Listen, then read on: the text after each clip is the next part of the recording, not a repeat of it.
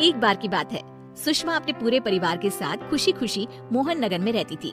उसकी दो बहुएं थी, पल्लवी और शिवानी। एक दिन दोनों बहुएं रसोई में काम कर रही होती है कि तभी उनकी सास सुषमा उन्हें बुलाती है। अरे बहू, जरा इधर तो आना। शिवानी, जरा जाकर देखना सासू माँ क्या कह रही है। दीदी आप ही देख लो ना जाकर, आपको भी तो सुनाई दे रहा है। अरे मैं आटा गूंद रही हूँ ना, तुम चली जाओ। हाँ तो मैं भी तो सब्जी काट रही हूँ ना दीदी। अरे बहू जल्दी आओ। वो ये तो जाएगी नहीं, मैं ही जाकर देखती हूँ कि क्या करना है। पल्लवी सुषमा के कमरे में जाती है। जी मम्मी जी, क्या हुआ? शाम को घर पर कुछ मेहमान आने वाले हैं, तो तुम अच्छा सा खाना बना लेना बहू। ठीक है मम्मी जी, आप बता दीजिए क्या क्या बनाना है और कितने लोग आ रहे हैं। सुनील की मौसी जी और उनका पूरा परिवार आ रहा है। कुल मिलाकर 3 लोग और हमें मिलाकर हुए 9 लोग। तो अभी से ही तैयारी करना शुरू कर दो। और हाँ, घर की सफाई भी कर देना। हाँ, अच्छे से। जी मम्मी जी, सब काम हो जाएगा, आप चिंता मत कीजिए। पल्लवी शिवानी को घर में मेहमान आने वाले हैं इसके बारे में बताती है। क्या 9 लोगों का खाना बनाना होगा, घर की सफाई करनी है? बाप रे, सासू माँ ने तो हमें घर की नौकरानी ही समझ कर रखा है। ऐसा नहीं बोलते शिवानी, हम इस घर की बहू हैं और घर के काम करना हमारा फर्ज है। दीदी तो है ही सासू माँ की चमची, जब देखो सासू माँ सासू माँ। मैं तो इतना सारा काम नहीं करने वाली। शिवानी कपड़े लेकर गमला साफ कर रही होती है और चक्कर आने का नाटक करने लगती है। मेरा सर चकरा रहा है। तभी वहाँ पल्लवी और सासू माँ जाते हैं। अरे बहू, क्या हो गया तुम्हें? मम्मी जी, बहुत तेज सर में दर्द हो रहा है। तुम एक काम करो शिवानी, आराम कर लो। नहीं नहीं दीदी, घर में मेहमान आने वाले हैं, मुझे आपकी मदद करनी चाहिए। अरे कोई बात नहीं शिवानी, तुम आराम कर लो, मैं सब काम कर लूंगी। ठीक है दीदी, अगर आप इतना कह रही हैं तो आराम कर लेती हूँ। शिवानी आराम से अपने कमरे में मैगजीन पढ़ रही होती है। इसे कहते हैं आराम की जिंदगी। इतना सारा काम। चलो सारा काम खत्म हो गया, शिवानी को देख आती हूँ।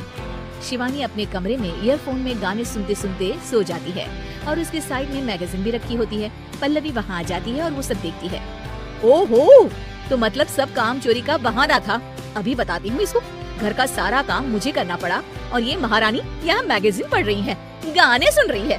पल्लवी रसोई से एक प्लेट और चम्मच लेकर आती है और शिवानी को थाली बजाकर उठाने लगती है। शिवानी अचानक से उठती है।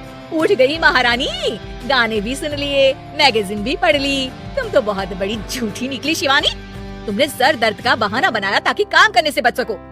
हाँ बनाया बहाना, तो क्या करती, इतने सारे काम करती। मुझे कोई शौक नहीं है चापलूसी का।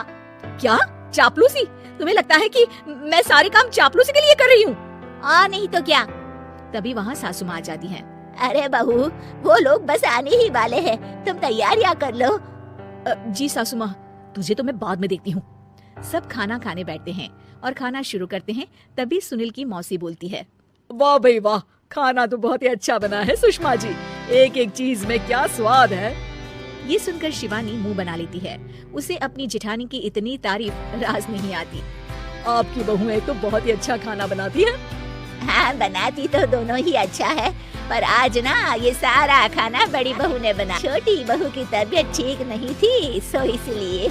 मानना पड़ेगा सुषमा जी, आपकी बड़ी बहू तो बहुत ही गुणवान है। पल्लवी की तारीफ सुनकर शिवानी को जलन होती है। पल्लवी ये सुनकर खुश हो जाती है और शिवानी की तरफ देखकर उसे चिढ़ाती है। कुछ देर बाद मेहमानों के जाने का वक्त हो जाता है। मौसी जी सबके लिए उपहार लाई होती है। वो सबको शगुन के पैसे देती है और अंत में पल्लवी के पास आती है। तुम्हारे लिए शगुन का लिफाफा तो है ही, पर बहू तुम्हें एक और उपहार भी मिलेगा इतना अच्छा खाना बनाने के लिए। मौसी अपने सोने की कंगन निकालकर पल्लवी को पहना देती है। ये लो, ये मेरे मनपसंद कंगन है, अब से ये तुम्हारे हुए। धन्यवाद मौसी जी। ये देखकर शिवानी तो पूरी तरह से जल जाती है और गुस्से से रसोई में चली जाती है। तभी वहाँ पल्लवी आ जाती है और उसे अपने कंगन दिखाने लगती है। देवरानी जी, अब आपका सर दर्द ठीक तो है ना? मुझे लगता है कि अब सर दर्द शुरू हो गया होगा आपका।